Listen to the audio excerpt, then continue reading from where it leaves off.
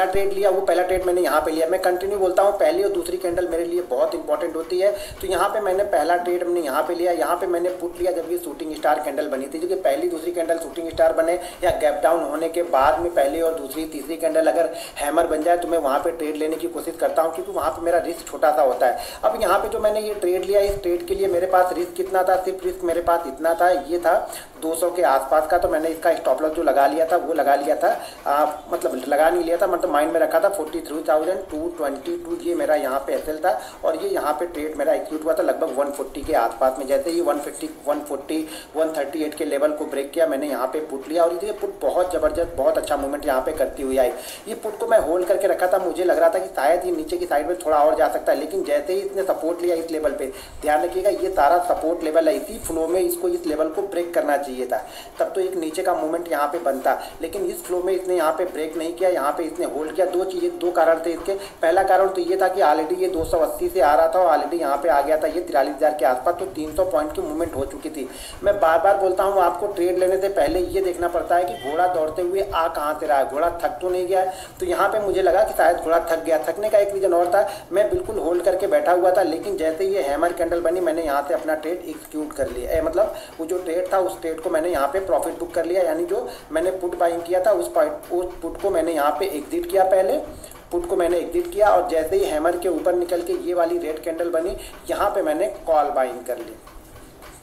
यहाँ पे मैंने पुट ले लिया, यहाँ पे मैंने कॉल बाइंग की। पुट मैंने क्यों बाइंग की थी, क्योंकि यहाँ पे पहली दूसरी कैंडल मैं 1-2 दिन पहले भी आप लोग को बताया था कि जैसे ही पहली दूसरी कैंडल बनी थी वहाँ पे शूटिंग स्टार मैंने यहाँ पे पुट लिया और जैसे ही यहाँ पे हैमर बनी, हैमर के बाद 1-2 कैंडल ये सस्टेन हुई, तो इस रेंज के ऊपर जैसे ये 43,040 43,042 के ऊपर निकला मैंने यहाँ पे कॉल ले लिया। और ऑलरेडी मैंने यहाँ पे आप लोग को बताया हुआ था कि 42,800 से लेकर 42,950 ये स्ट्रॉन्ग सपोर्ट जोन है। ध्यान रखिएगा सपोर्ट जोन का मतलब क्या होता है, मैं इसकी एक प्रॉपर वीडियो आप लोग के लिए बताऊंगा कि उस रेंज को आप कैसे आइडेंटिफाई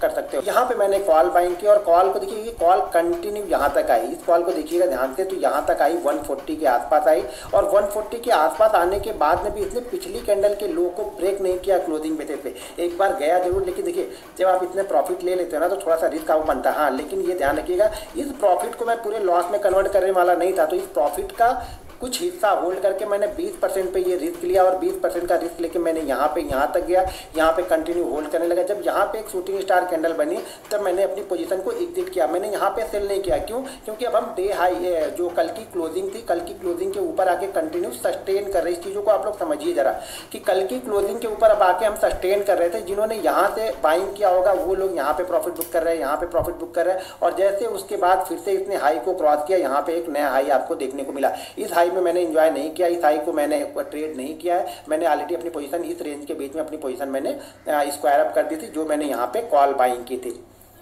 उसके बाद जैसे ही यहाँ पे अपना लॉन्ग लेग डोजी बनी मैंने यहाँ पे एक पुट लिया, छोटा सा ट्रेड, ठीक है। एक बार प्रॉफिट हो जाने के बाद ना ये पूरे प्रॉफिट को मैं रिस्क नहीं ले सकता हूँ, तो मैं छोटे छोटे ट्रेड लेते रहता हूँ। तो यहाँ पे मैंने छोटा ट्रेड लिया, यहाँ पे मुझे प्रॉफिट हुआ, फिर से मुझे हैमर कैंडल दिखी, हैमर का मैंने एसएल लगाया और वापस यहाँ पे मैंने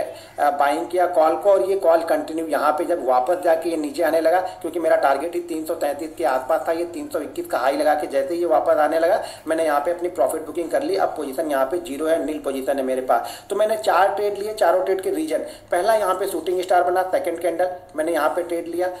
फर्स्ट कैंडल, सेकंड यहाँ पे क्या हुआ, यहाँ पे हैमर कैंडल बनी और हैमर कैंडल कहाँ पे बन रही है, जो मैंने रेंज आप लोग को बताई 800 से 950 के बीच में। यहाँ पे जो कल का जो सपोर्ट इसने लिया था उसी जोन के आसपास इसने सपोर्ट लिया और सपोर्ट लेने के बाद जैसे ही इसको निकाला मैंने यहाँ पे कॉल बाइंग की और इस कॉल को मैंने इस जोन में आके मैंने एग्जिट कर दिया, क्योंकि यहाँ पे ये टाइम पास कर रहा था तो मैंने यहाँ पे एग्जिट कर दिया, क्योंकि मैं ऑप्शन बायर हूँ तो यहाँ पे प्रीमियम डीके होने लगेगा, तो मैंने यहाँ पे एग्जिट कर लिया। उसके बाद ये रैली फिर से आई, यहाँ पे मैंने एक पुट ली, छोटी सी पुट मैंने ली छोटी क्वांटिटी में, इस पुट का प्रॉफिट यहाँ पे मैंने बुक किया। जैसे यहाँ पे हैमर बनी फिर से मैंने यहाँ पे कॉल ली और उस कॉल को मैंने यहाँ पे 333 का मेरा जो टारगेट था वो 320 322 के आसपास गया और फिर मैंने यहाँ पे इसको प्रॉफिट बुकिंग कर लिया। और ऑलरेडी 3 बजे 3 सवा 3 अभी टाइम हो रहा है, 3 बज रहे हैं, तो ऑलरेडी यहाँ पे मेरी सारी पोजीशन यहाँ पे स्क्वायर अप हो चुकी है। अब जो रजिस्टेंस है वो रजिस्टेंस यहाँ पे है 43,333 से लेकर के 43,388, ये एक रजिस्टेंस एरिया है। देखते हैं आज क्लोजिंग कहाँ पे होती है। अगर क्लोजिंग 350 250 के ऊपर होती है तो शायद एक पॉजिटिव मूवमेंट कल फिर से हमें देखने को मिल सकता है। मैं इसीलिए बोलता हूँ आप बायर्स मत बन, मतलब आप ये मत सोच के चलो कि मैं आज बाइंग ही करूंगा, मैं अब सेल ही करूंगा। देखिए दोनों ही कंडीशन हमें मिली, दोनों ही कंडीशन यहाँ भी मिली, यहाँ पर फिर से एक सेल मिला। बड़ी क्वांटिटी होती तो बड़ा प्रॉफिट होता, छोटी क्वांटिटी छोटा प्रॉफिट बना, क्योंकि ऑलरेडी हम जब प्रॉफिट ले चुके होते हैं तो हमेशा पहला मेरा उद्देश्य क्या होना चाहिए कि जो प्रॉफिट, जो मेहनत करके आज हमने पैसा बनाया है उस पैसे को पहले होल्ड करके घर लेके जाऊं, क्योंकि मैंने प्रॉफिट बनाने के लिए सारी रिसर्च की थी और प्रॉफिट बन गया तो उस प्रॉफिट को होल्ड कीजिए।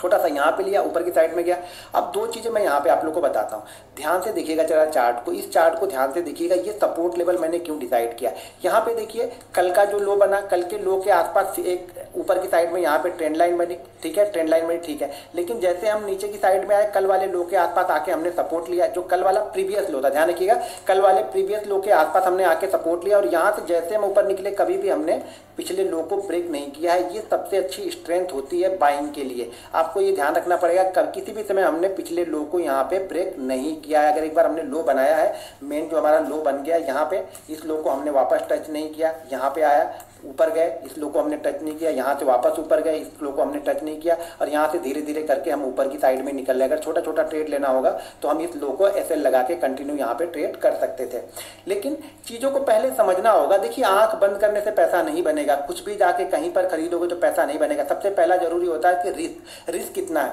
अब इस दोनों ट्रेड में रिस्क देखिए छोटे छोटे थे। मैं बार बार बोलता हूँ कि कैंडल स्टिक में छोड़ता नहीं, हैमर और शूटिंग स्टार मेरे लिए फेवरेट है। ये प्राइस एक्शन में सबसे पहले आपको इंडिकेट करता है कि मार्केट ऊपर या नीचे का ट्रेड करेगा। एक बहुत अच्छा डाउनफॉल होने के बाद हैमर मैं ट्रेड करूंगा ही करूंगा, ये मेरे डीएनए में हो, समझ लो आप, ये डीएनए में मैंने घुसा लिया है अपने कि हैमर को मैं छोड़ूंगा नहीं।